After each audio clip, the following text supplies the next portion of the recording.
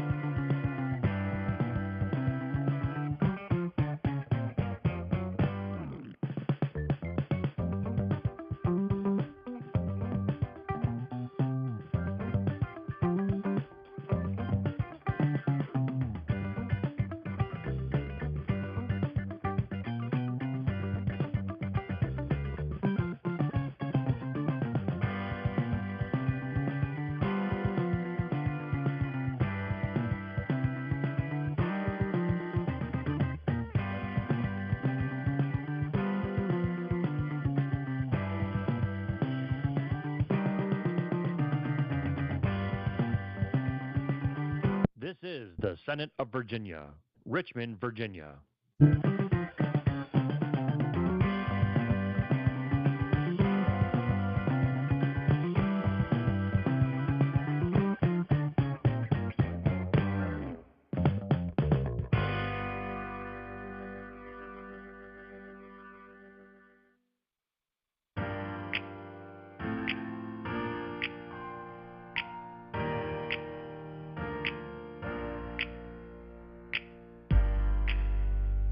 Yourself for the record and observe the stated time limits.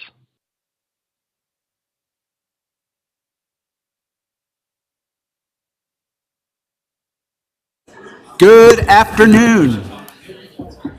Ladies and gentlemen, we are beginning the meeting. Please lower your voices and find some seats. Thank you very much.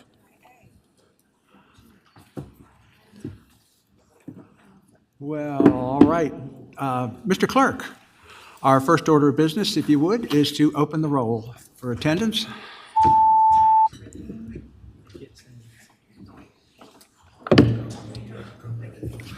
Mr. Chair, you have a quorum.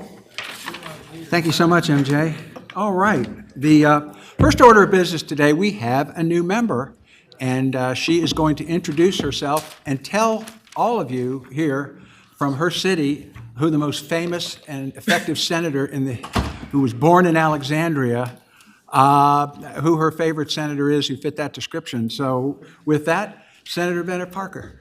Thank you, Mr. Chair. I'm Elizabeth Bennett Parker. I'm honored to represent the 39th District, which is all of the city of Alexandria, as well as parts of Arlington and Fairfax. I believe I was born in Alexandria, but my favorite, most successful senator born in Alexandria is, I believe, the chair of this committee, Senator Marston. Oh, please, don't. Stop. All right, we go, I'm sorry, what, MJ? Okay, we're good. All right, we have 41 bills today, but the good news is we should be able to dispatch a number of them with some procedural votes here. And we have a number of cognates and re-referrals and a strike and some pass by for the weeks. So, and then once we're finished all of that and the subcommittee reports, I think we have two today, and from companion animals and the water usage committee.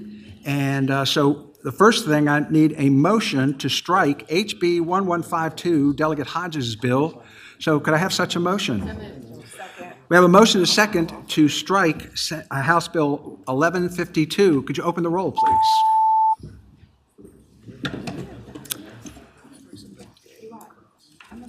Ayes 13, no zero. Ayes 13, no zero. That bill is stricken. We have now some re-referrals. First off, we have, could I have a motion, please, to re-refer HB 672, Delegate Maldonado's bill, to re-refer to Commerce and Labor. Second. I have a motion and a second to re-refer HB 672 to Commerce and Labor. Could you open the roll, please?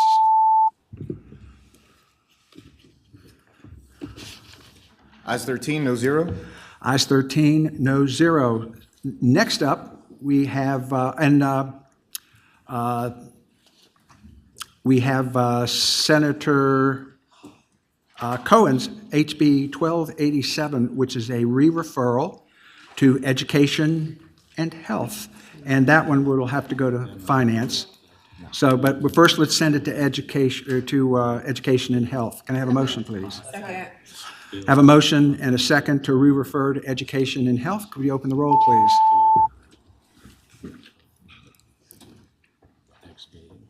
Ayes 14, no zero. Ayes 14, no zero. The bill is re-referred. And we have Senator Simon's HB 256, which is to be re-referred to local government. Can I have such a motion? So moved. We have a motion and a second to re-refer HB 256 to local government. Could you open the roll, please? All right. And Senator French. lastly, we have HB... Ayes 13, no zero. Ayes 13, no zero. The bill is re-referred. House Bill 1316 from Delegate Pope Adams is to be re-referred to local government. We have a motion and a second to re-refer 1316 to local government. Could you open the roll, please? All right, moving right along. Ayes 14, no zero. Ayes 14, no zero. I also have requests from patrons and from members of the committee to have three bills go by for the week. The first is HB 86, Delegate Laufer. And can we do these in a block? Yes, sir. Okay. HB 326, Delegate Pope Adams, and HB 1013, Delegate Tran. Without objection, those bills will go by for the week. Now, because we've just gotten word from Senate Finance as to bills that need to go to Finance, we'll just go through the 12 cognates we have. Those, for those in the audience, the cognates are bills that have identical Senate companions. And so the uncontested ones are HB 65 by Delegate Helmer regarding the Apple Board. Could I have a motion to report? So moved. Have a motion and a second to report HB 65. Could you open the roll, please? Next, we have the Apple Board bill. Ayes 11, noes 2. Ayes 11, noes 2. That bill is reports. We have next House Bill 134 from Delegate Simon, and this one needs to go to Senate Finance. So could I have a motion to report and refer to Finance? Refer to Finance. Second. Okay, we have a motion to report and re-refer to Finance. Would you open the roll, please?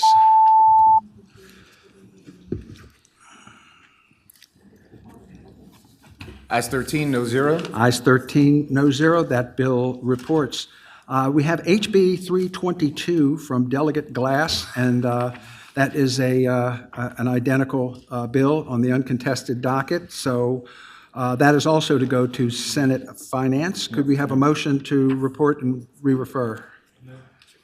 Second. We have a motion and a second to re-refer HB 322 to report and refer to Senate Finance. Could you open the roll, please?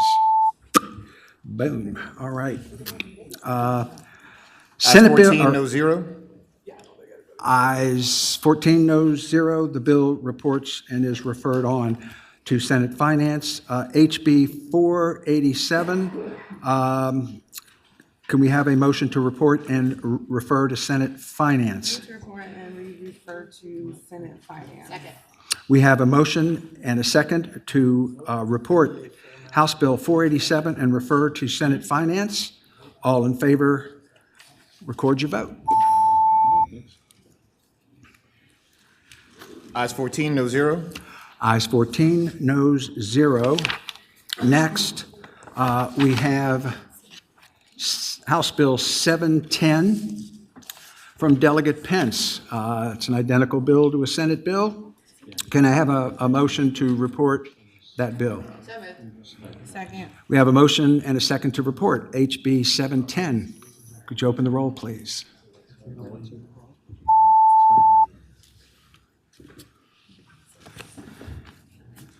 Senator Pekarsky. Senator Pekarsky for Senator Salim. Ayes 14, no zero. Ayes 14, no 0. That bill reports. We now have House Bill 938, which is supposed to go to Senate Finance as well. So can I have a motion to report HB 938 to report and refer to Finance? We have a motion and a second to report and refer to Finance on HB 938. Could you open the roll, please? All right. Next, we have HB 1380. Ayes 14, no zero. Ayes 14, no 0. That bill reports. Next, we have HB 1381, Delegate Bloxham, and that bill just needs a motion to report. Move to report. Motion to report and a second. Open the roll, please. All right. Ayes 14, no zero. Ayes 14, no 0. We have 3 more identical cognates, but these were contested bills. First, we have HB 112 by Delegate Laufer, and we just need a motion to report. Move to report. We have a motion and a report and a second to report HB 112. Could you open the roll, please? Yeah.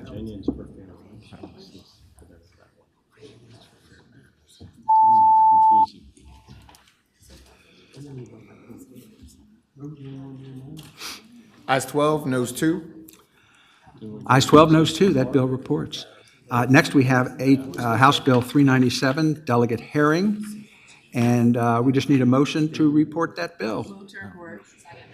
A motion to report HB 397. Could you open the roll, please?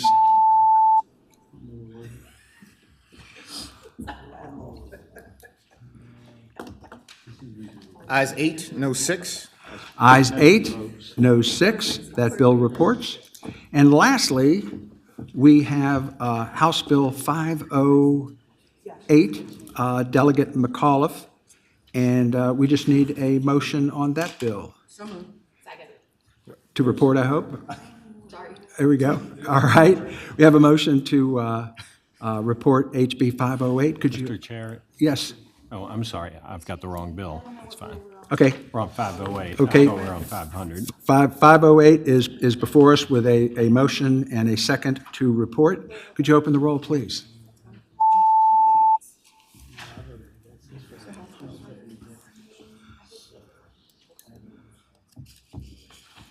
Ayes 10, noes 4. Ayes 10, noes 4, HB 508 reports. Now, we have one similar cognate bill. They're not quite exactly the same. And is Delegate McAuliffe in the audience? Because what I would like to do is to roll his bill onto Senator Perry's bill and to conform that. And do we have a second? Okay, let's conform nearly identical, HB 500. And also, could we get a motion to report and refer to finance?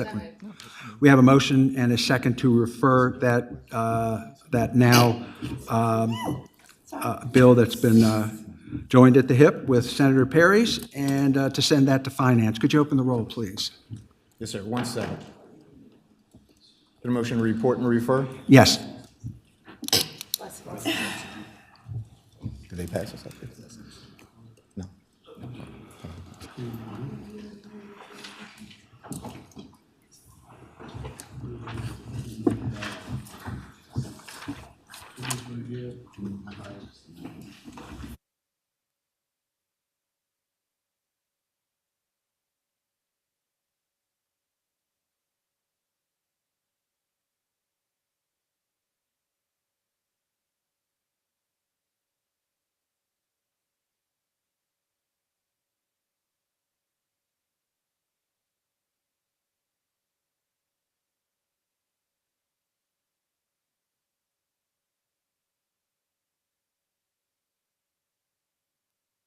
Let's let's, Oh, okay, I see what you're saying.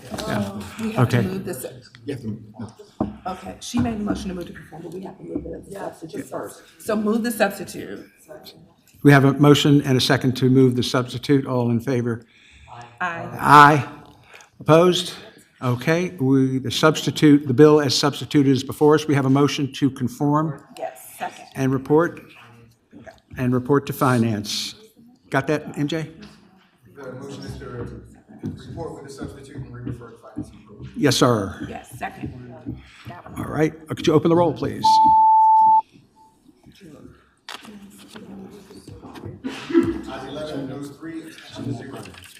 Ayes 11, noes 3, abstentions, no 0, abstentions 3. That bill is conformed and reports and is sent to finance. Yes, Mr. Chair, before we do the subcommittee reports, I have a question regarding HB 322. 322. Because that bill is the same bill as my bill, and that bill's going to finance. My bill did not. Do we have a reason for that? That I would not know. That has not been communicated to me. Okay. Staff, does anybody have any? And That's all let me we just know. double check the letter. Yes, there it is. We'll Okay. let them sort it out. Okay, So. Thank you. Are we done with that one? And, okay. Next, we're going to hear two subcommittee reports, and we're going to start with Companion Animal Subcommittee and Subcommittee Chair Pekarsky. All right, Mr. Chair. Oh, and excuse me, Senator.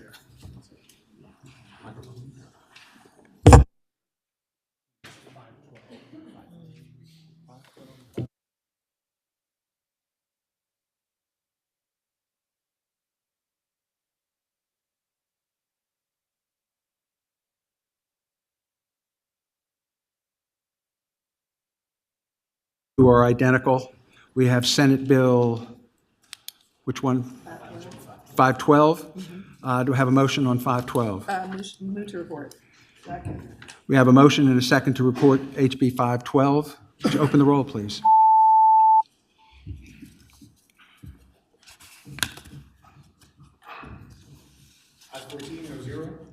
Ayes 14, no 0. And the other one was HB 543?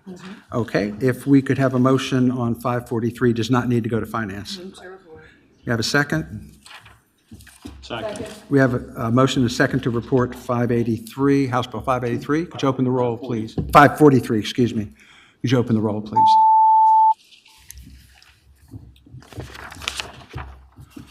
All right.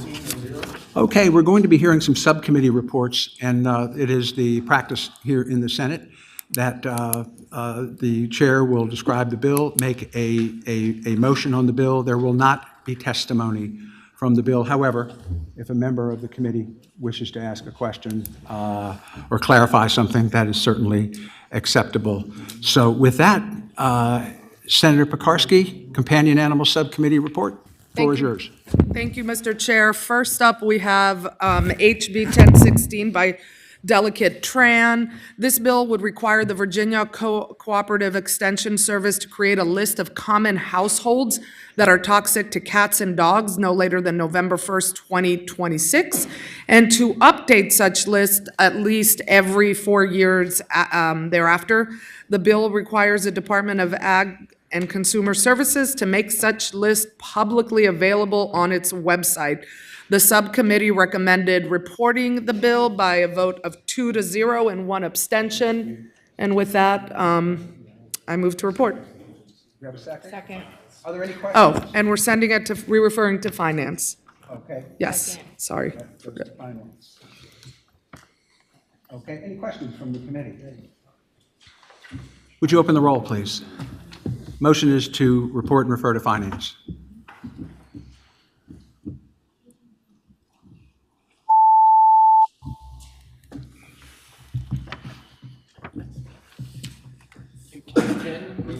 Google this stuff. Some people don't have Google. Ayes 10, noes 4, the bill reports. Okay. Next, Senator Pekarsky. HB 1238 by Delegate Shin. This is very similar to a bill that we saw a couple of years ago, a few years ago at this point, by Senator Salim, and it authorized the governing body of any such locality by ordinance to regulate or prohibit the sale of animals in a pet shop.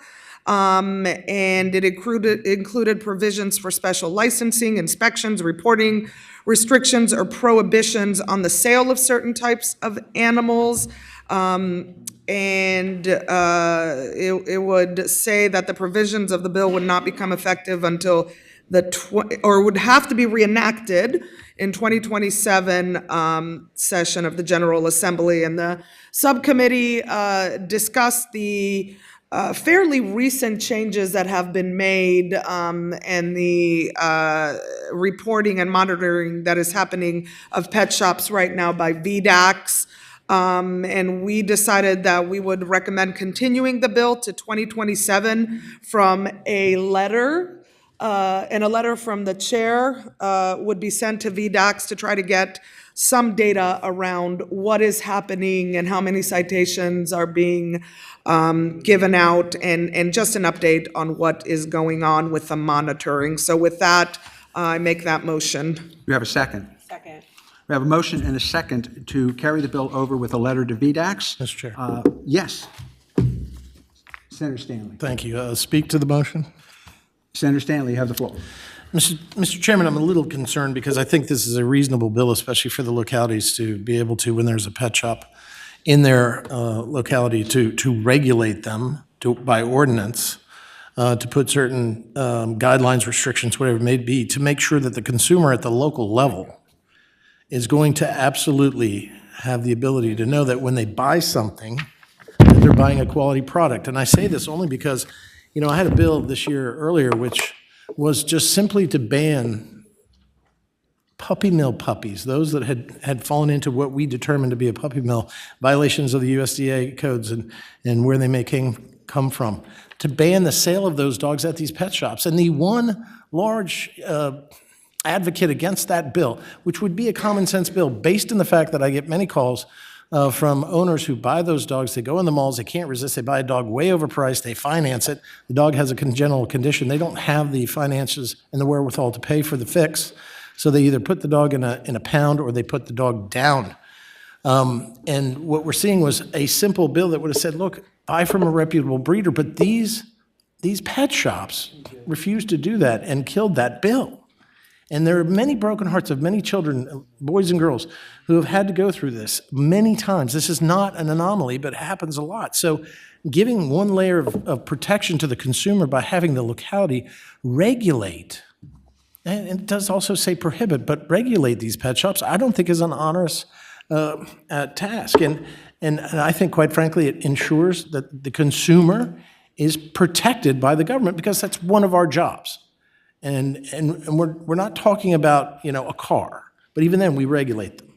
We're not talking about something that is inanimate. We're talking about something that tugs at your heartstrings, a dog or cat, which becomes a part of your home. And then through no fault of your own, and after spending $5,000, you have to spend another $2,000 or $3,000 or $4,000 or put the dog down because it came that way.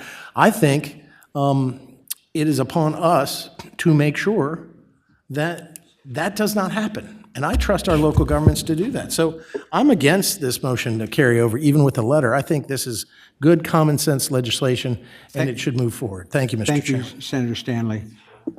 Yeah, I will say this before I turn to Senator Rome, is that we worked, as you know, for many years to create regulations for pet stores, that would be uniform throughout the Commonwealth. And we worked to get a position at the Virginia Department of Agriculture and Consumer Services to be the inspector with veterinary experience to regulate those rules. My understanding is that the pet stores have done quite well. And so what we've attempted to do here is to create a statewide standard for these facilities. And I think this would, to pass this bill would sort of undo that. And I have real concerns about that. Senator Rome. Thank you, Mr. Chair. Speaking to the bill. You have the floor. Thank you, Mr. Chair. I agree with the senator from Franklin entirely on this, and pending the outcome of this vote, I mean, I recognize that because there's a chair's letter attached to it, I would be willing to make another motion to report this. At the same time, I think this vote, I believe, is in order first. But if I don't know, if the senator from Franklin and I, if we had the votes for it, for a move to report, I would certainly make that as a substitute motion. That's a substitute motion. Senator Pekarsky.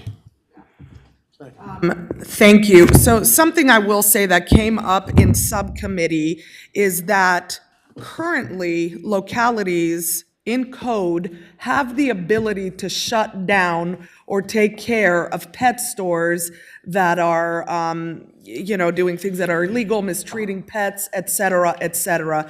There is regulation for that. So what I'm saying is, and I think where the committee finally ended, is that let's get the information. Let's see what the data shows. And if we have an issue that we need to address beyond what the restrictions that have already been put in place in the regulations, let's address them. But localities did not ask for this, and I think there is an assumption that, if some of these pet stores are closed down, that people will go to the shelters to, adopt dogs. I love the shelters. I just adopted another dog. I don't know if that's true. I'm worried that people will go to out of state, designer dog, puppy mills, and et cetera, et cetera. At least here we have some regulation. It's not perfect, but let's get the data. I think that was our whole discussion. I think your point is well made, that if they can't buy from the pet store because of a local ordinance, that people will be driven to the internet and meeting somebody in a parking lot in Pennsylvania to pick up a dog that you don't know where it comes from. At least we have a reasonably good opportunity to regulate and make sure that the dogs we do see in our pet stores are legitimately purchased and in as good a health as can possibly be. And we worked for many, many years to put this in place. So we do have a substitute motion. Mr. Chairman. Yes. And I don't mean to interrupt, but Senator Mr. Chairman. Senator Stanley. I'll take Stewart. I mean, that's an insult. But Mr. Chairman, I mean, I've seen reports, and I'm not kidding, that every single store, pet store, that was visited, I think it was PETA or another organization, that every single dog was from out of state.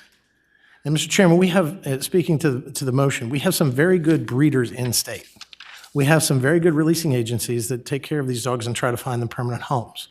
But when you are importing out of state every single dog in these pet stores, then you're not guaranteeing the product. And on top of that, you're charging, I saw somewhere where 39% was the lending rate. That's usurious.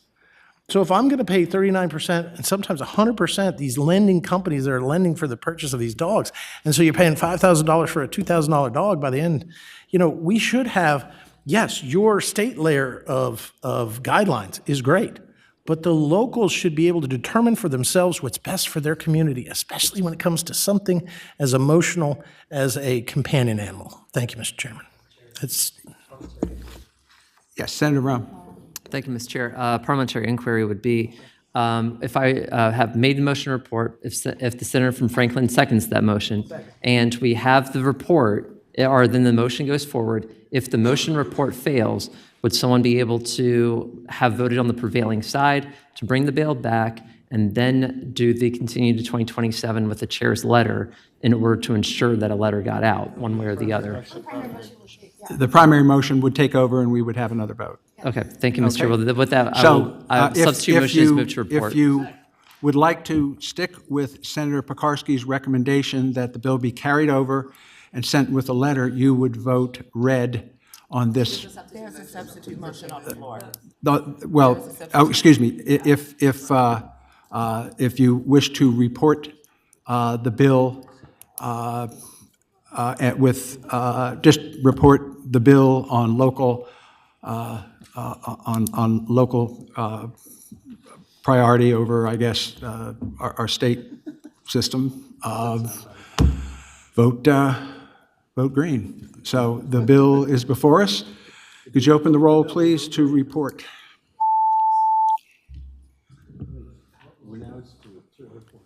The secondary motion.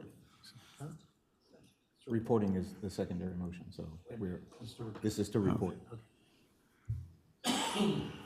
Aye 6, noes 8. Aye 6, noes 8. The substitute motion fails to report. We'll return to the primary motion, which is to pass the bill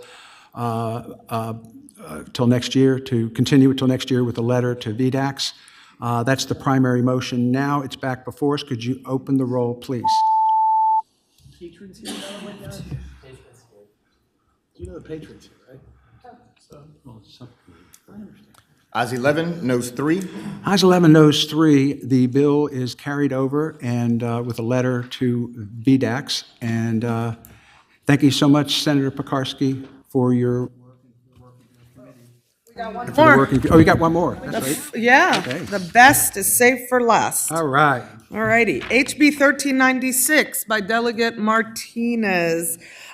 This bill would direct the Department of Wildlife Services to establish a permit for persons and organizations that hunt game animals, fur-bearing animals, or nuanced species with the aid of dogs.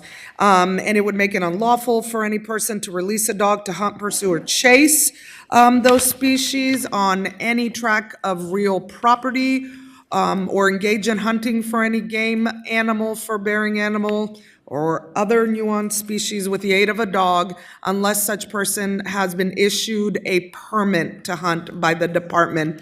It also included some exemptions to that provision, and finally, it put in place some monetary penalties if the violations if there are violations of this provision. The subcommittee did recommend reporting with a substitute. Oh, we have to move that substitute, actually. Second. Substitutes before us. All in favor, say aye. Aye. Opposed? The bill as substituted is before us. Yep. And I move that the bill be reported with the substitute. Is it re-referred? To And finance. re-referred to finance. The motion is to report the bill and refer to finance. Do we have any questions? Senator Mulcahy. Thank you, Chair. Is it a proper time to speak to this bill? Is what? Is it a proper time to speak to the bill? Yes, for you to speak to it, Yes. yes. We don't do Yes. testimony. But Yes, I would just like to say a few words about this bill.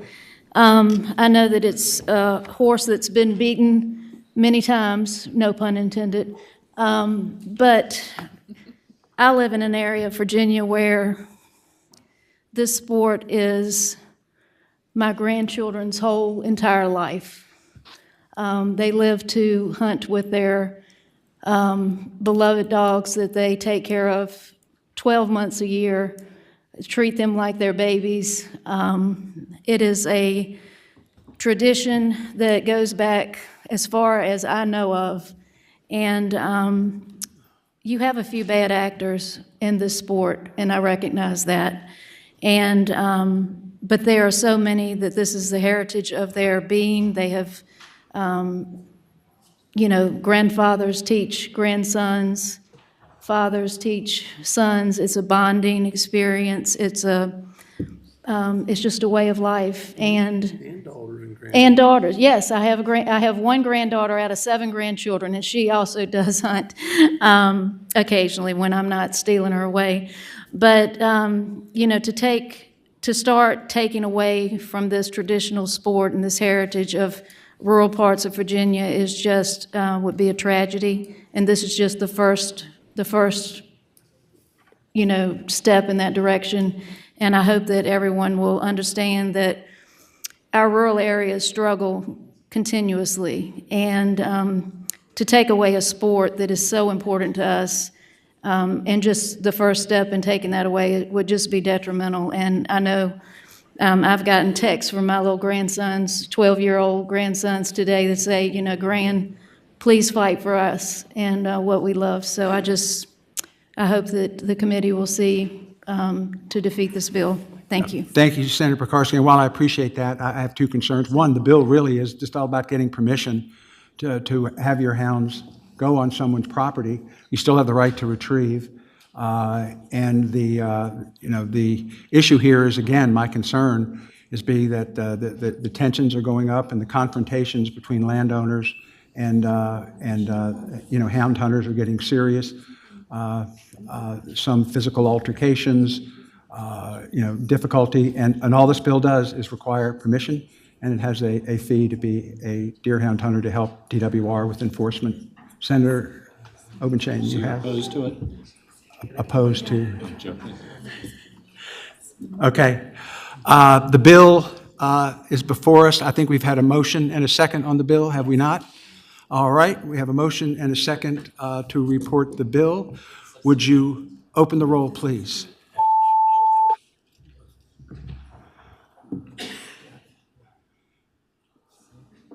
Ayes 8, no 6. Ayes 8, no 6. The bill reports. Thank you. Now, moving on, we have the Water Usage Subcommittee by Senator Williams-Graves.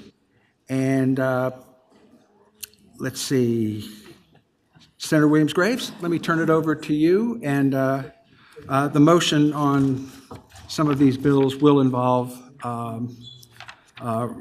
referring to the Senate Finance and Appropriations Committee. So with that, Senator Williams-Graves, your report. All right, thank you, Mr. Chair. We had a great meeting this morning. Everybody was alive and well. House Bill 52 is before us.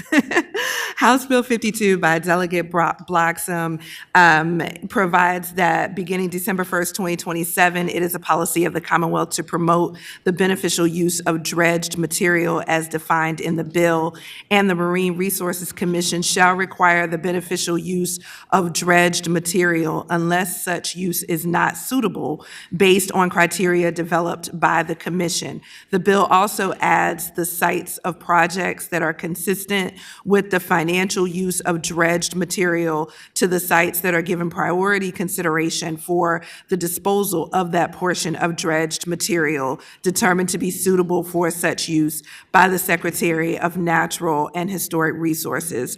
The bill directs the Commission to establish a work group to assist in the development of any regulations or guidance to implement the provisions of the bill. As introduced, the bill was a recommendation of the Joint Subcommittee on Recurrent Flooding, and the subcommittee recommended reporting the bill by a vote of 3-0. Second, and this was a commission bill. Yes. And it has to go. And it has to go to finance. So the motion would be to report and re-refer to finance. Motion is made and seconded to report the bill and move to finance. Could you open the roll, please?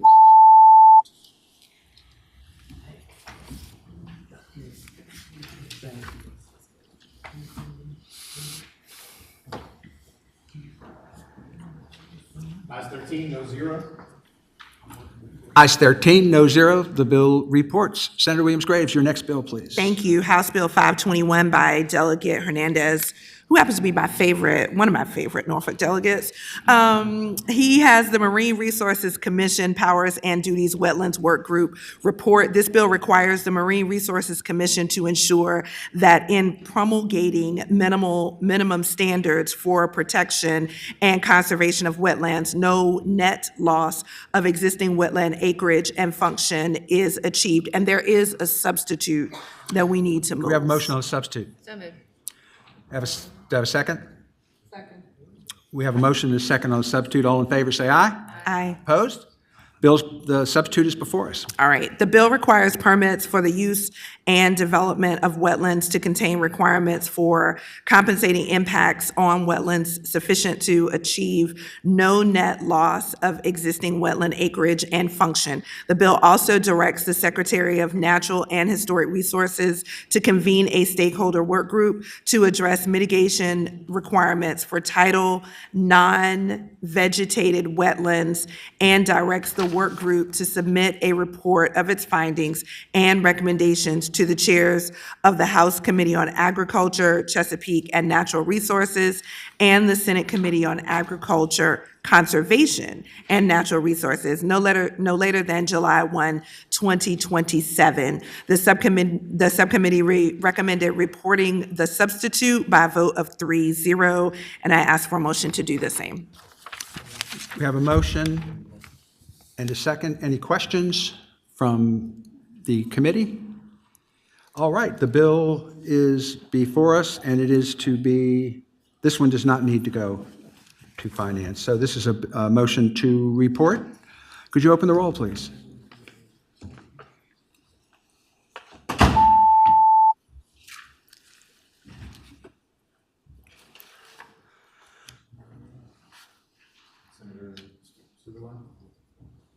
Ayes 8, no 6. Ayes 8, no 6. The bill reports. Senator Williams-Graves, your next bill. Thank you. House Bill 645 by Delegate Kent for Marine Resources Commission, license tags and identification numbers, marking of commercial fishing boats, nets, and other devices. This bill provides that license tags or identification numbers for commercial fishing boats, nets, and other devices shall be attached and displayed in a manner prescribed by the Marine Resources Commission, and repeals a provision that requires a licensee to apply for a new tag within 24 hours after the discovery of the destruction or loss of the original tag. Currently, the requirements for attaching and displaying license tags or identification numbers are currently set forth in state law. The subcommittee reported the bill by a vote of 4-0. Okay, and this one needs to go to finance. Are there any questions from the committee? So the request would be to report and re-refer to finance. Do we have a second? Do you have a second on report and refer to finance? Second. We have a second. So would could the clerk open the roll, please? Ayes 13, noes 1. Ayes 13, noes 1, the bill reports. I think your next one is HB 747? HB 747 by Delegate Runyon, Impaired Waters Cleanup Plan Report, consolidation of the agricultural commitments in the Chesapeake Bay Watershed Implementation Plan Annual Report. This bill consolidates the report on the implementation of the Commonwealth's agricultural commitments in the Chesapeake Bay Total Maximum Daily Load Phase 3 Watershed Implementation Plan, say that 3 times fast, into the Impaired Waters Cleanup Plan report submitted annually by the Secretary of Natural and Historic Resources. This reported out of the subcommittee by a vote of 3-0, and the motion is to move to report. All right, any questions from the committee? All right, the motion is to report the bill. Is there a second? Second. I have a motion and a second to report the bill. Could you open the roll, please?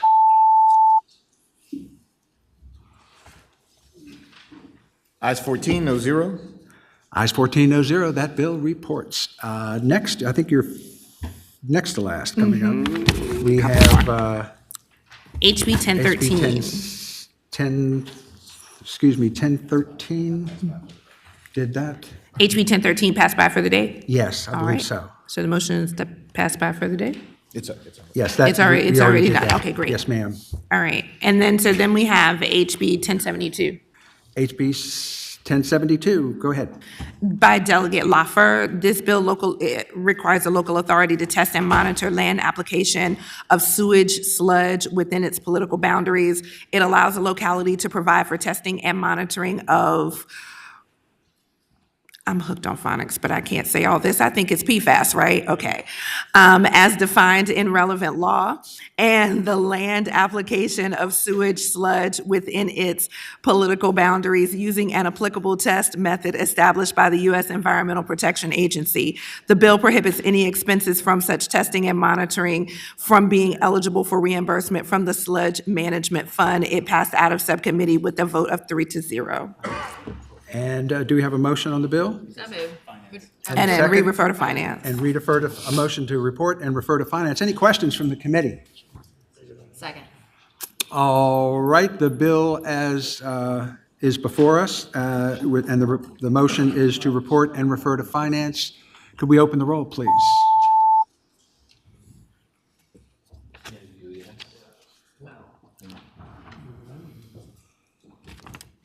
Senator Suderline for Senator Hackworth. All right.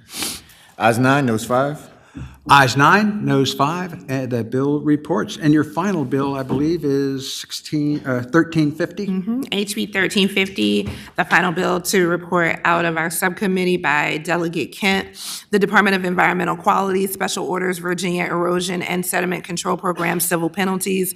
This bill increases the maximum civil penalty amount that the Director of the Department of Environmental Quality may assess for any special order to a person to comply with certain related laws, regulations, permits, and certifications from $10,000 to $32,500. The bill increases from $1,000 to $32,000, the maximum civil penalty that a locality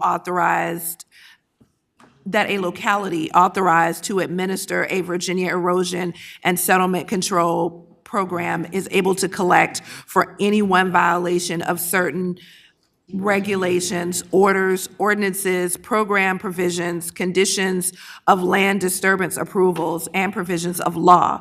The bill also provides, however, that for a land disturbing activity, that one disturbs an area measuring at least 10,000 square feet but less than 1 acre in an area not designated as a Chesapeake Bay Preservation Area, and 2, is not part of a larger common plan of development or sale that disturbs 1 or more acres of land. The civil penalty shall not exceed $5,000 for each violation, and a series of violations arising from the same set of facts shall not exceed $50,000. This bill reported out of subcommittee by a vote of 4-0. Does it have to go to finance? No. All right, so the request would be for a motion to pass.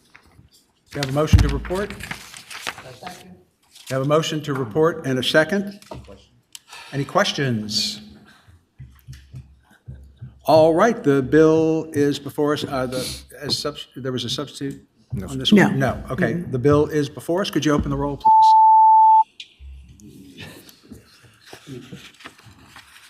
Ayes 10, noes 4. Ayes 10, noes 4. That bill reports. And the chair would like to thank our subcommittee chairs for the hard work they put into this year on water usage and companion animals. These are some tough bills, and appreciate your work very much. Senator Williams-Graves and Senator Pekarsky, thank you so much. All right. Now, we have 1, 2, 3, 4, 5, 6, 7, 8, 9. We have 10 bills that they don't have cognates, they have not been held over, or they have not been held by for the week. They have not been stricken, and they're not cognates, so we are going to hear them. And we're going to go to the board here, and let's see. We'll start with, I believe, first on the board, Delegate Guzman, excuse me. Is she here? She's not. If I would be able to present one, then I'm right. What's that? Go find him. Is that? That's our LA. Okay, He's not able to present. all right. I've been told you, He'll go find us. he's going to go find her? Okay, well, we'll suspend on that one for just a moment.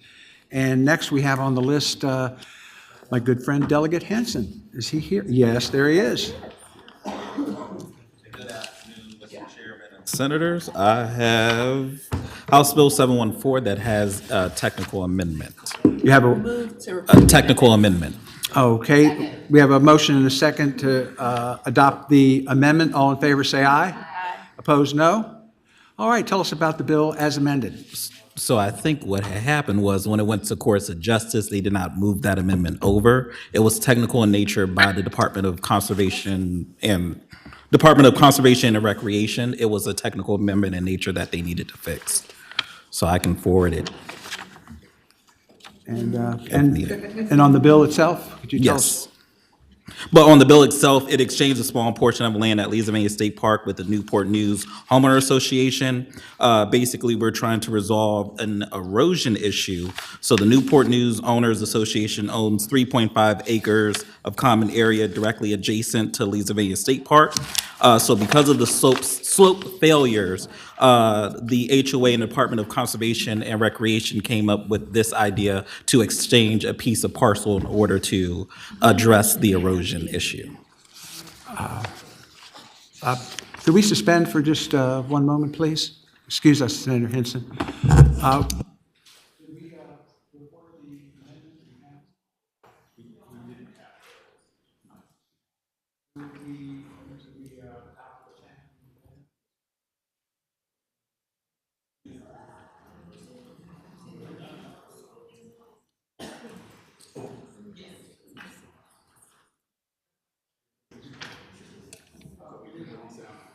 It is, staff, could you report what the amendment that we adopted does? And I hope it's something good. We're on the honor system here. Okay, pull it up. Excuse us. Nope, Senator you're Henson. fine. So correct, Senators, this we the get confused Newport easily. Estates Homeowner Association. I just love Newport News in the 757 area.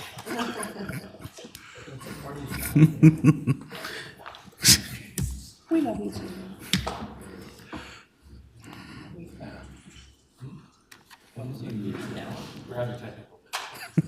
All right, the committee will suspend for just a moment. Can the delegate explain the amendment? No? It's Can you technical. explain the amendment, please? It was technical in nature. So for an example, it struck out pursuant to a certain code section of Virginia.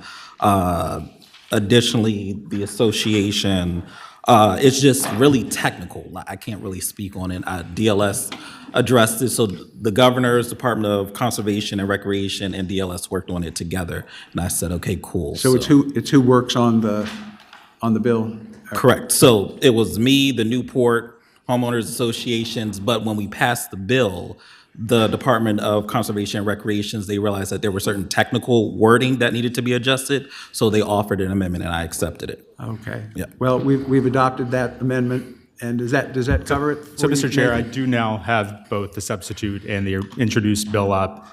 It is a lot of sort of technical changes. I do believe substantively it's pretty much the same, but we're kind of getting into the right posture to satisfy the Attorney General. And, Correct.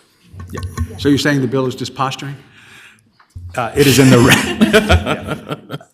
All right, and continue on with what So the bill yes, does. so Mr. Chair, the Newport Estates Homeowner Association owns 3.5 acres of common area directly adjacent to the park that has experienced repeated slope failures in 1996, 2006, and 2019. These failures pose a risk to private homes and have caused erosion onto the parkland owned and managed by Department of Conservation and Recreation.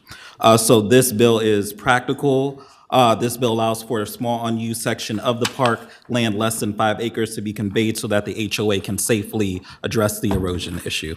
So this bill has been home cooking for about 3 years to figure out how we can work with Department of Recreation and Conservation and the HOA to address this erosion issue. Oh, okay, very, very nice. Thank you, Delegate Henson. Do we have any questions from the committee to Delegate Henson before we go to the audience?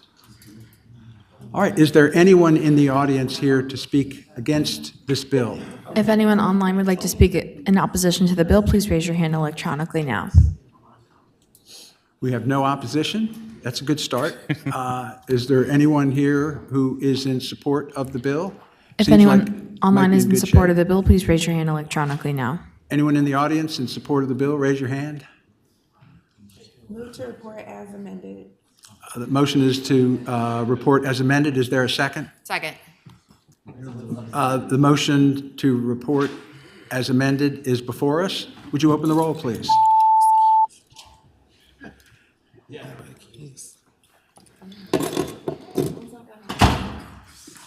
Ayes 14, no zero. Ayes 14, no zero. The bill reports. Congratulations. Thank you, You can go Senator. home and declare victory. Thank you. All right.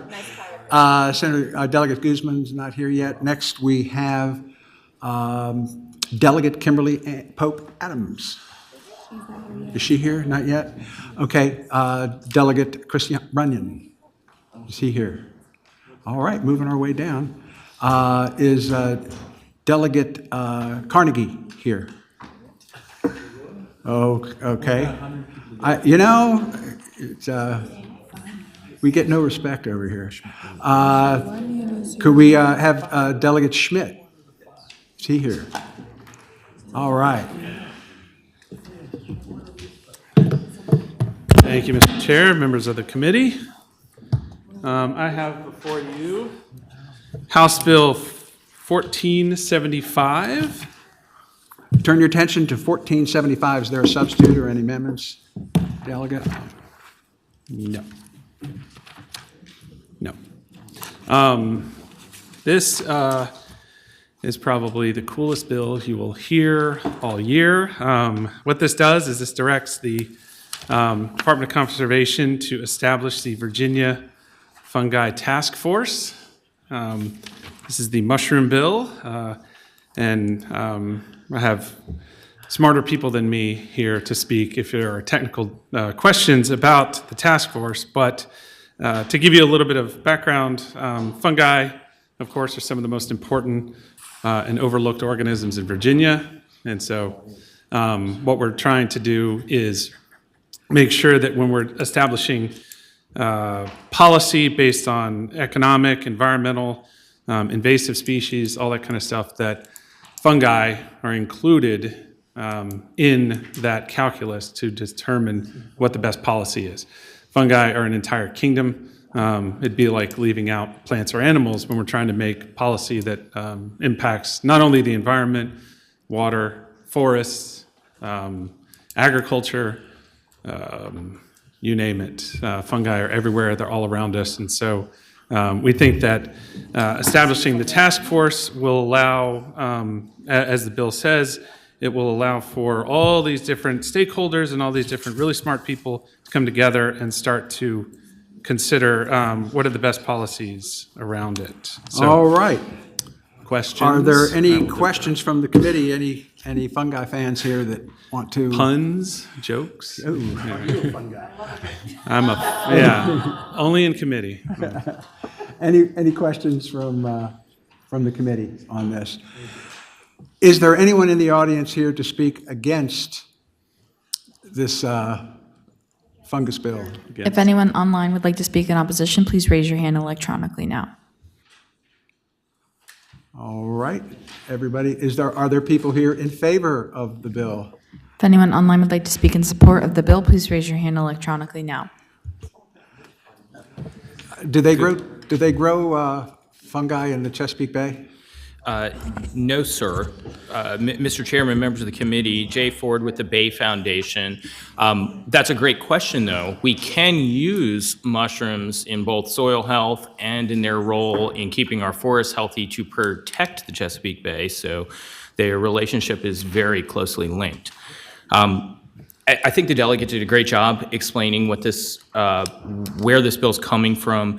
Virginia has an entire kingdom of life that has an inexorable role in protecting our waters, keeping our forests healthy, protecting our soils, and untapped economic development potential. And right now, we are doing absolutely nothing. in this area. And so this would be our first step towards getting our arms around what should be here, what we're losing through impacts of climate change, what those impacts are to our forests and soils, and potentially what some economic development opportunities are, as we are currently sending a lot of raw materials to other states to grow mushrooms that we could be using here.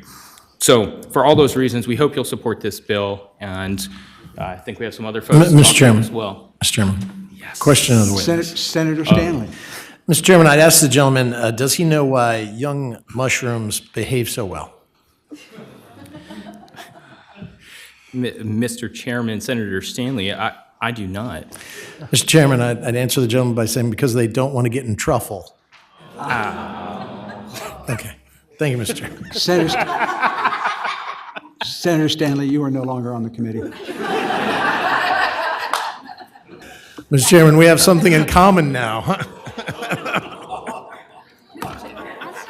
nice. Good one. Go ahead. Go ahead, sweetie. Okay. Hi, my name is Winter Ford. It would be great if Virginia attracted native mushrooms and invasive mushrooms. They keep our forests healthy by providing roots with nutrients and breaking down dead trees into new soil. On behalf of the Virginia League of Conservation Voters, please support this bill. Thank you very much. And, yeah, it is very good. All right, I didn't see any opposition to the bill. We have some support for it. Can we have a motion on the bill? We have a motion to report and go to finance. Thank you. Okay, would you open the roll, please? All in favor, vote green. All opposed, vote red. I don't want to get in trouble. Ayes 9, noes 5. Ayes 9, noes 5. The bill reports. Congratulations. Thank you. All right, next we have on the list, we have Delegate Simons, and then we'll go with Delegate Runyon. Hello, Mr. Chair.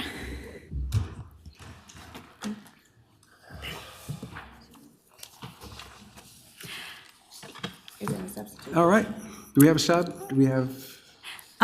Just the straight up bill.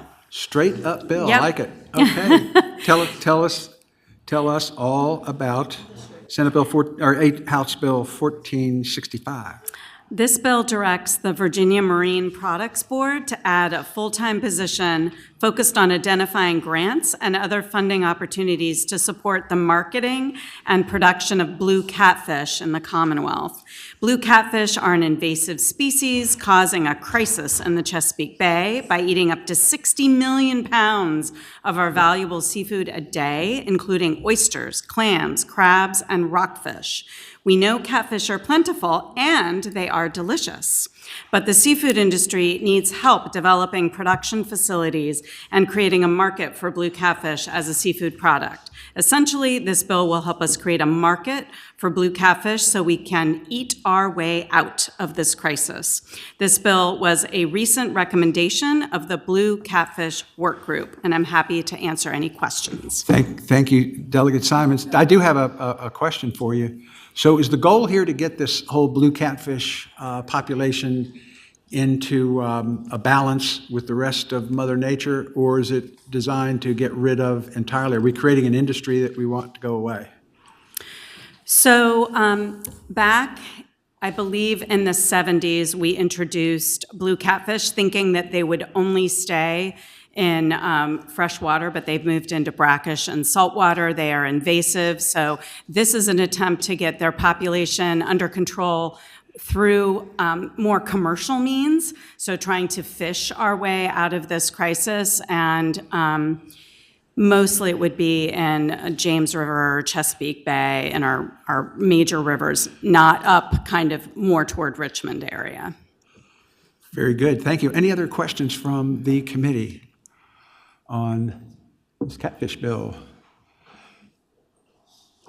Would you like to speak to the bill?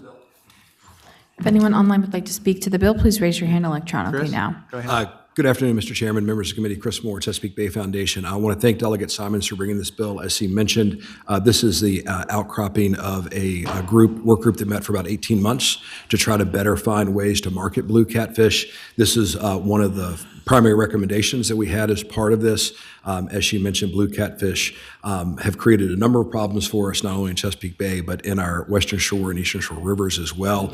And this is one of the ways that we probably won't eradicate this fish, to your question earlier, but we can get it to a level that is more sustainable and allow more of our native species to continue to better thrive in our waterways. And I hope you'll support the bill. Great, thank you, Chris. Thank you. Next, please. We are taking testimony on this right now, correct? Yes, okay. You in favor? Yeah. Good afternoon, Mr. Chair, members of the committee. Rebecca Malpass with the Virginia Conservation Network. On behalf of our organization, as well as Friends of the Rappahannock, we support this bill. Thank you. All right. Thank you. Hi, Shannon Orcutt from James River Association. I'd say our migratory fish are rapidly disappearing from Virginia rivers. We haven't had any shad found in the James River in the last 5 years, and a big part of that is because of invasive blue catfish eating up so many of our native species. So we very much support this bill. Thank you. Matt? Good afternoon, Mr. Chair, members of the committee. Matt Wells, Levantis, on behalf of the Middle Peninsula Planning District Commission. Blue catfish are invasive and pervasive in the waters around the Middle Peninsula. They are also delicious, and so we appreciate the patron helping us eat our way out of this problem and support the bill. Thank you. All right. I don't know if it's appropriate for me to say what Matt said, but they are very tasty, and so for that reason, we would ask, Virginia LCV would ask you all to support this bill. Thank you to the patron. Very good. And have I asked yet, is anyone opposed to the bill? Anyone in the audience opposed to the bill? Anyone online is opposed to the bill, please raise your hand electronically now. Very good. All right, we operate on a motion. We have a motion to report and a second. Could you open the roll, please?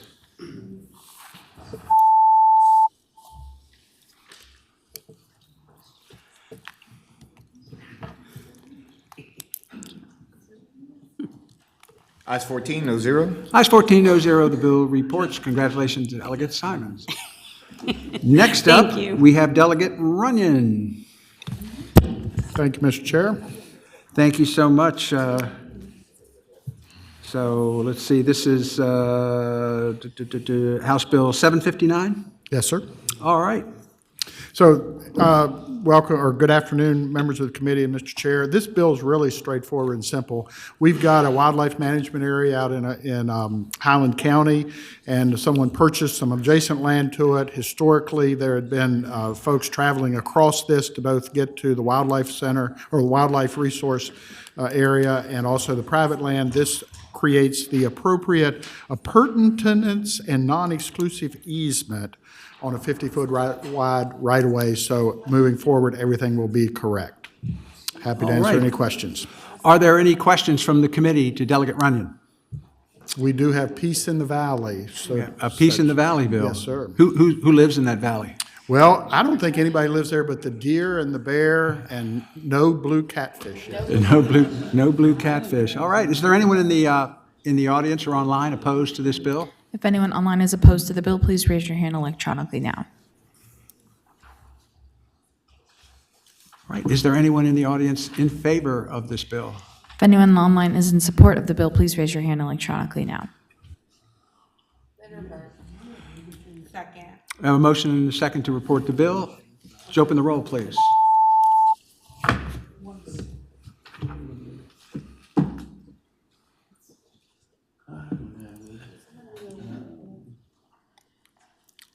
Anyone? Anyone else? Okay. Senator. Okay. Ayes 11, no zero. Abstentions. Ayes 11, 1. no zero. The bill reports. Good work. Thank you, Mr. Chair.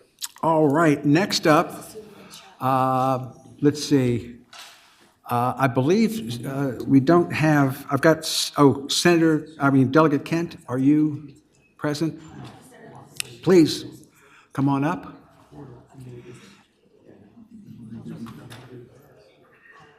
And then we'll go with Delegate Hodges.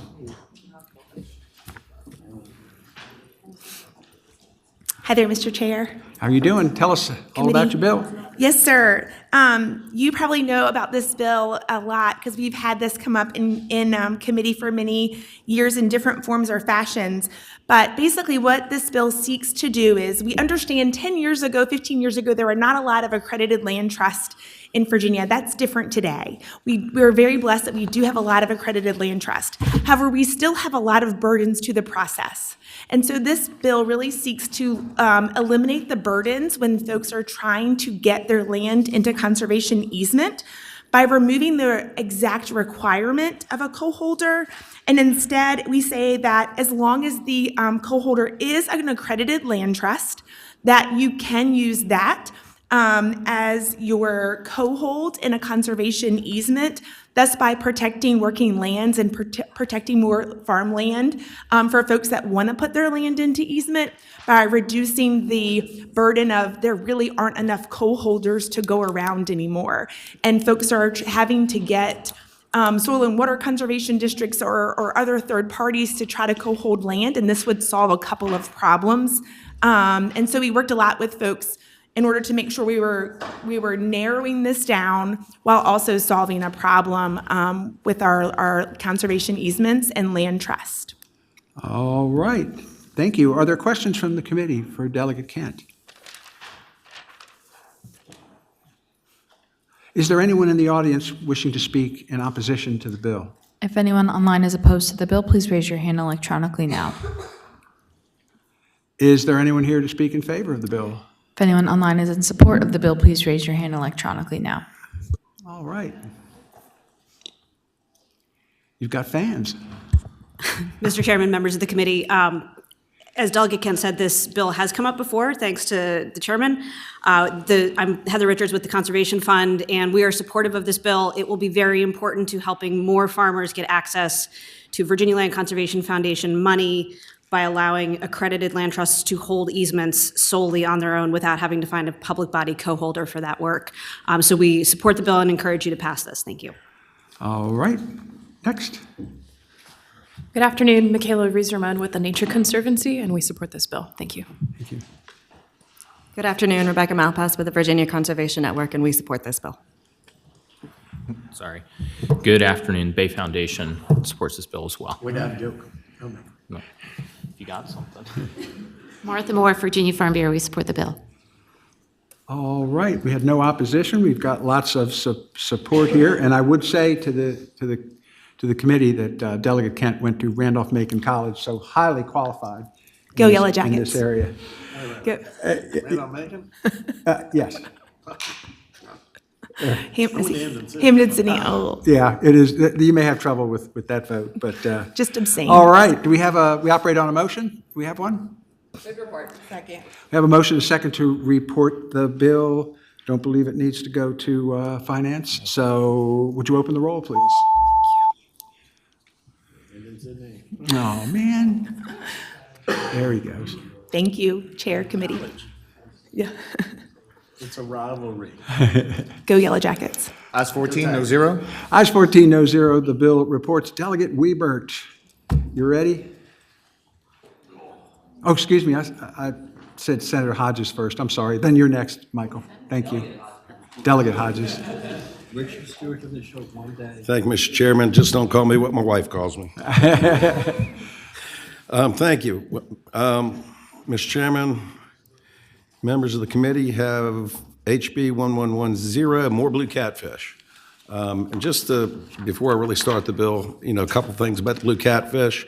They are so invasive that when you start to go up and say around my district and the Mattaponi and the Pamunkey and in the Rappahannock River, it's over 75% of the fish biomass, and they do eat everything, including ducks and muskrats I've seen in them. So, whoa, okay. Yes, sir. So anyway, this actually also came out of the task force that we created last year. And all it does is we're trying to market these fish, not only here in Virginia, but around the country, but worldwide. And it allows the Marine Products Board to establish and maintain a voluntary Chesapeake Wild Harvest certification and labeling program for any blue catfish that is taken or caught in the Chesapeake Bay or its tributaries, and is processed in the Commonwealth. And of course, no one else can, unless you go through that process, you can't use that certification when you package it. Okay. Now, does this bill work hand in glove with the other blue catfish bill that we heard it earlier? It all works together. You know, from the processing, the flash freezing, to the marketing, to the selling, all of the above, and creating a package to try to bring them under control. And if I may add one other thing, they eat so many of what I call the peanut monkers, the menhaden, the small ones that spend the time in the upper reaches of the river. They prevent 1 million tons of menhaden from reaching adult size and entering the Chesapeake Bay each year. Oh, you said the magic words. Okay. Any questions from the committee of Delegate Hodges? Anyone in the audience who are opposed to this bill? If anyone online is opposed to the bill, please raise your hand electronically now. All those, I think the bill's in pretty good shape. Raise your hand if you're in favor. We got a lot of thumbs up. And so I think we're good. Any further questions? We just go to finance. This bill, the motion needs to be to report and refer to finance. Do we have such a motion? So moved. We have a motion second to report and refer to finance. Could you open the roll, please?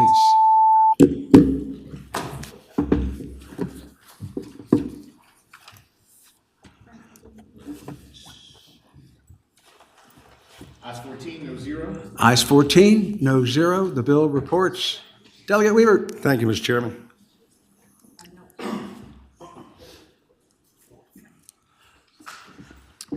Thank you, Mr. Chair. Mr. Chair, before you is 1081.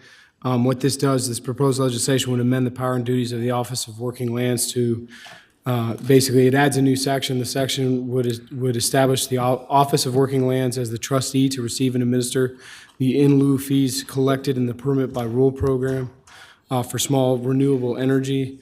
Those fees are used to acquire conservation easements and cover any expenses associated with acquiring those easements. That's what the bill does, Mr. Chairman. And the State Forester is here to answer any other questions. Yeah, he's still here. Okay. Very good. Are there any questions for Delegate Weaver? Would you like to just have your person who's here just speak quickly to the bill? Yeah, I'll put him on the spot. Thank you, Mr. Chair.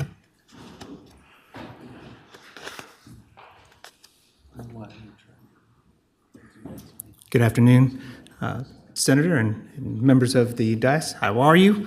So this bill basically takes the funds that would be generated using the HB 206 findings, brings those mitigation and in lieu fees to the Office of Working Lands, which is now housed at the Virginia Department of Forestry.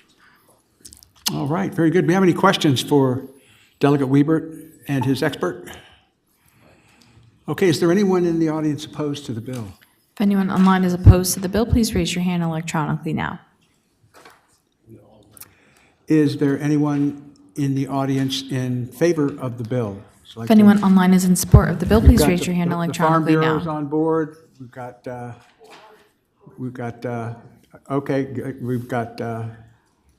Susan Seward on board. We're good to go. Okay, we operate on a motion. Bill is before us. Second. We have a motion and a second to report the bill. I do not believe it does not need to go to finance, so motion is to report. Could we open the roll, please? Wait, no Ballard?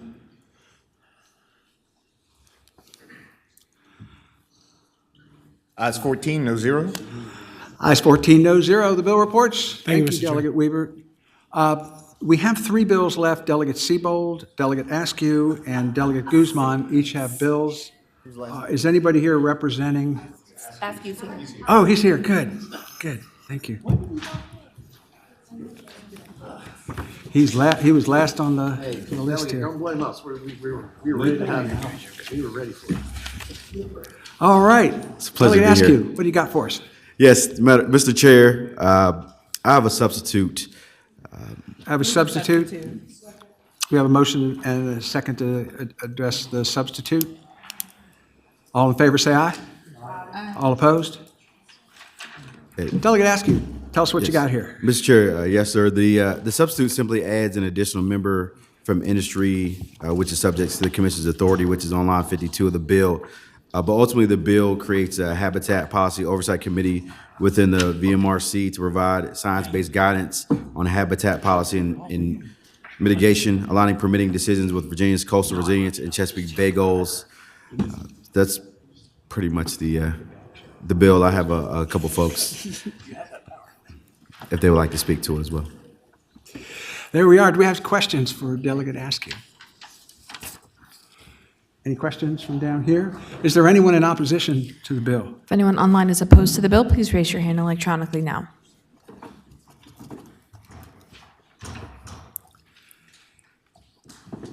Anyone?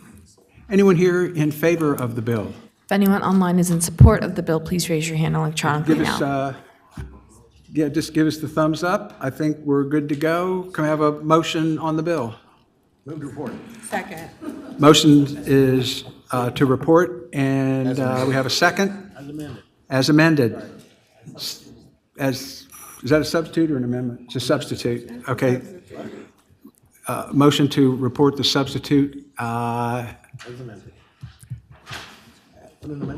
don't think it was amended. It was just a substitute. So, at any rate, open the roll. We made it tough on you. It should not. Thank you, Mr. Chair. Ayes Thank you, 14, no Delegate zero. Askew. Appreciate it. So, Senator, Delegate Guzman, going once, going twice.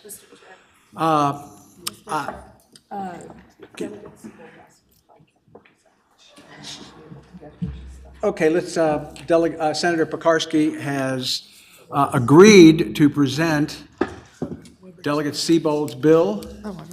Yeah. Okay, Mr. Chair, thank you for. What? We got him. Yeah. That was Alex. No, Weber did. No, Weber. Yeah, he did. Yeah. I don't know. Okay, thank you, Mr. Chair. I'm going to try to help and do this justice. HB 109 by Delegate Siebold.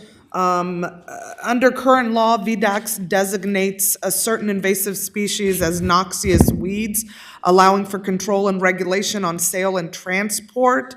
However, there's a loophole in this process. If an invasive and harmful species is deemed commercially viable, then it cannot receive a noxious weed designation. In other words, our current code allows retailers to continue to sell invasive plants with no regard for the damage they cause, including the fiscal damage to our lands, and without disclosing their harms to consumers. As you know, invasive species damage our agriculture, forestry, infrastructure, and we spend millions of dollars every year to combat the spread. So this bill aims to close this loophole, and I know that the delegate has worked with many stakeholders to try to solve this problem, and what you have before you is the compromise of all of those meetings. It amends a definition of noxious weeds, ensuring that the designation is based on science, not commercial viability. It reinserts language regarding economic impact, allowing Noxious Weeds Advisory Committee to consider the impact that a noxious weed designation would have on nurseries, landscapers, and garden centers, and introduces a 2-year phase-out plan of any plant in the trade designated as a noxious weed. And it provides for a review of the Noxious Weed Advisory Committee. And I think there are people here to speak on this bill as well. All right. Yes. Good morning, Mr. Chair, members of the Here to committee. Chris- testify, this is testifying on the bill. Oh, yes, and I'm happy to speak to a little bit of Certainly, what brought please. this bill out as Please- well. please go So ahead. Chris Lane with Southcliff Strategies on behalf of Blue Ridge Prism. Want to thank the delegate, thank the folks who worked alongside us on this bill as the senator adequately, excellently explained on very short notice the tenets of the bill. Really what it's doing is making sure that the Noxious Weed Advisory Committee can work as designed.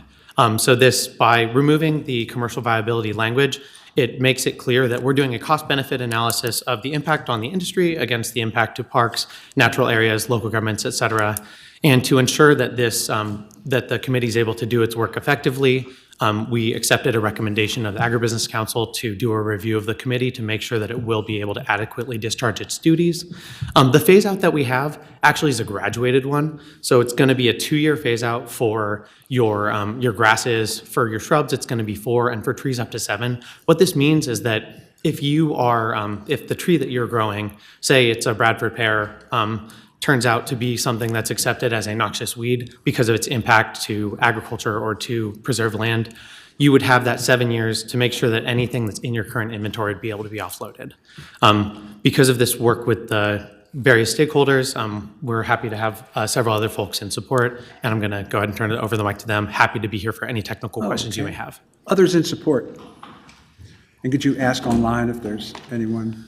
If anyone online is in support of the bill, please raise your hand electronically now. Mr. Chairman, Brad Copenhaver on behalf of the Virginia Agribusiness Council and Virginia Nursery and Landscape Association.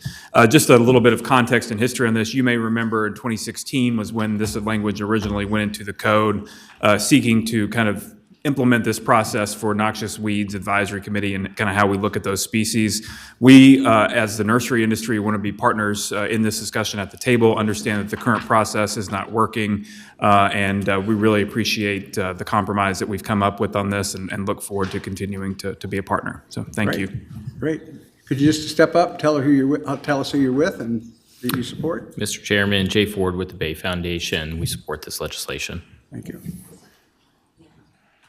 Mr. Chair, members of the committee, Rebecca Malpass with the Virginia Conservation Network. We support this bill. Mr. Chair, members of the committee, Ellie Wilson with Environment Virginia. We support the bill. Mr. Chairman, Jake Tabor, Virginia Farm Bureau. We also support. Mr. Chairman, members of the committee, Tom Smith with the Virginia Native Plant Society. We support the bill. All right. Got the Farm Bureau and the environmentalists on the same page here. Anybody looking to speak in opposition? If anyone online would like to speak in opposition, please raise your hand electronically now.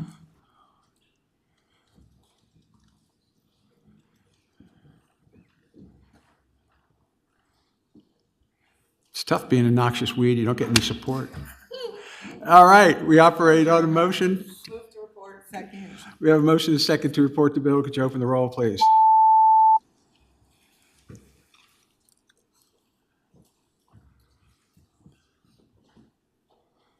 Ayes 14, no 0. Ayes 14, no 0. The bill reports. Any word from Senator or Delegate Guzman?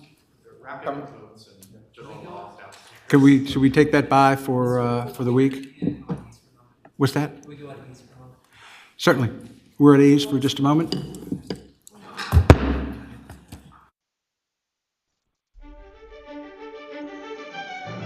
Thank you for joining us. This concludes this broadcast of the Senate of Virginia in Richmond, Virginia.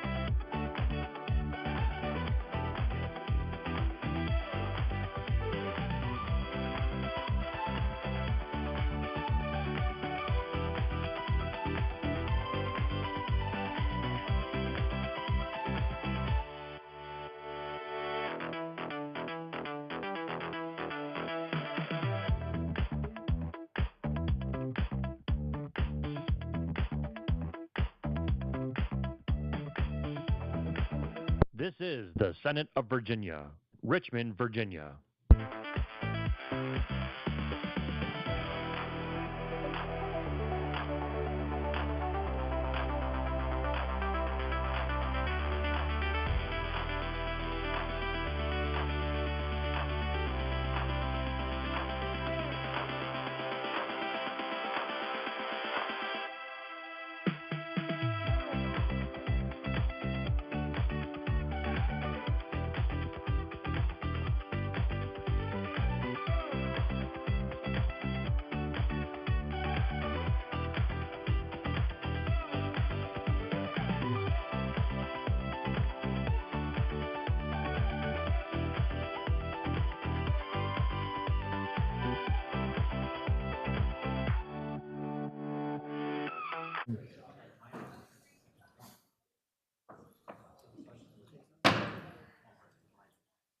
The committee will resume, and we have our final bill from Delegate Guzman. Delegate Guzman, tell us all about House Bill 1502.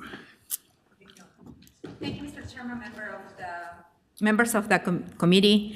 My bill directs the Department of Environmental Quality to conduct a one-year study of all standby generators used by certain commercial facilities in the Commonwealth, including data centers, and explore ways to address the pollution from such generators. Standby generators produce many harmful pollutants. These pollutants have been associated with cardiovascular and respiratory disease. This is Section 1 bill, study bill, shall identify commercial facilities that use standby generators, identify the type of pollutants, and the bill was drafted by BEQ, who is here, and we have allocated money in appropriations in the House to pay for the study. I hope you support it. Thank you. I just had someone in my office today from the hydrogen group. And my understanding was that they're doing some work in this area of standby generators that are operated by hydrogen. Is that accurate, Director Rolban?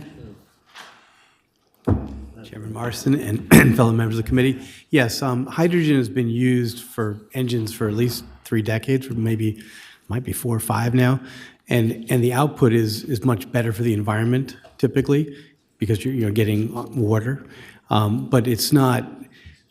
The problem with hydrogen is it's not available in most places, and it's a little more dangerous to deal with.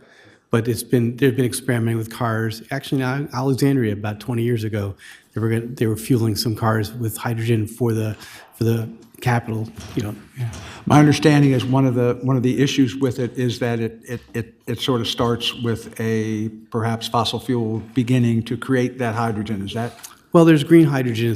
A lot of hydrogen is produced by solar power, wind power with electrolysis, and it separates the hydrogen and the oxygen. That was proposed actually for a data center 3 or 4 years ago. We agreed to give an experimental permit. The problem was the economics weren't enough for them to go ahead and actually do it.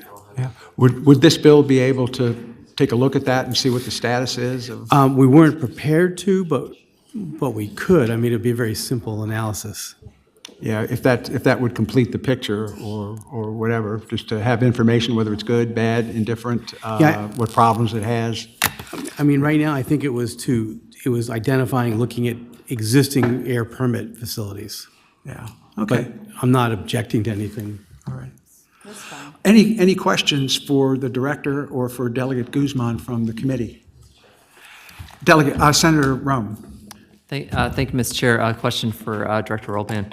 Mr. Chair, I would ask the witness in this.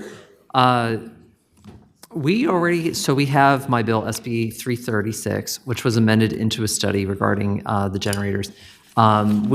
State Corporation Commission for that one has asked basically for them to be removed and for DEQ to take care of it. I'll be bringing that amendment into the House per their request. I just want to make sure that basically this bill, I want to make sure it doesn't have any conflict with the study that we're going to be doing on Tier 2s versus Tier 4s in SB 336. Only reason I mention that is that this bill has a FISC attached to it that was included in the House budget, whereas my bill did not have a FISC attached to it. And so we did not need to put a funding mechanism for that in the Senate budget. So typically speaking, if we had 2 similar items like this, we would do a move to conform, but I don't think that might be in order. However, I do want to ask the witness to kind of give us his feedback on that. Senator Rome, the difference is this bill is dealing with all generators, and I had a meeting earlier today to talk about that. There's approximately 81,000 permitted in the state. Only roughly 10,000 are data centers. So it's the magnitude, and we have a lot more information available on our website digitally on all our data center generators because it's been of interest, and I had people do that, so we put it up last year. So now I have to go through all these records for 71 more thousand generators, and I develop a database and all that. So it's just a hell of a lot more work. Senator Rome. Thank you, Ms. Chair. I would also ask the witness in that case, I want to make sure that we're not going to have duplicative effort in that case. The way that we have pretty specific outline in SB 336 about how we want to look at tier 2s and tier 4s, whereas this bill is certainly more broad in that regard. It doesn't kind of get into the nitty-gritty. So I just want to make sure that we're not going to be putting these bills in conflict if they're running on parallel paths and both of them end up on the governor's desk, that she signs both of them and they will both be able to be conducted and no one's going to be able to say like, oh, well, hey, one's duplicative of the other or anything like that. Right. I don't believe it's duplicative. We had a meeting earlier to talk about this, and what I'm looking at is your bill is a subset of this. From a pollutant load, I believe, from a gut sense, it's much bigger, in terms of the percentage of load. But with the other ones, there's a lot of little tiny generators, and getting that data is going to be a lot of work. But yours, we've already started on it, and already last year, so it's a much easier lift, and it's simple to do. This is just a lot more difficult. Any other questions from members of the committee? Anyone here in opposition to the bill? If anyone online would like to speak in opposition, please raise your hand electronically now. Is there anyone here in support? If anyone online would like to support the bill, please raise your hand electronically now. We got some thumbs up. All right, we operate on a motion and report to finance. Do we have a second? All right, the motion and a second is to report the bill and refer to finance. Would you open the roll, please?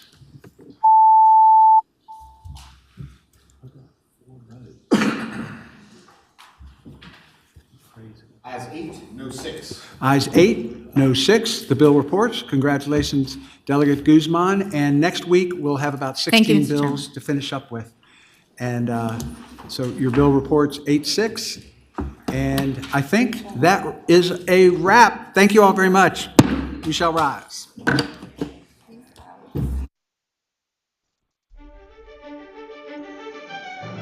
Thank you for joining us.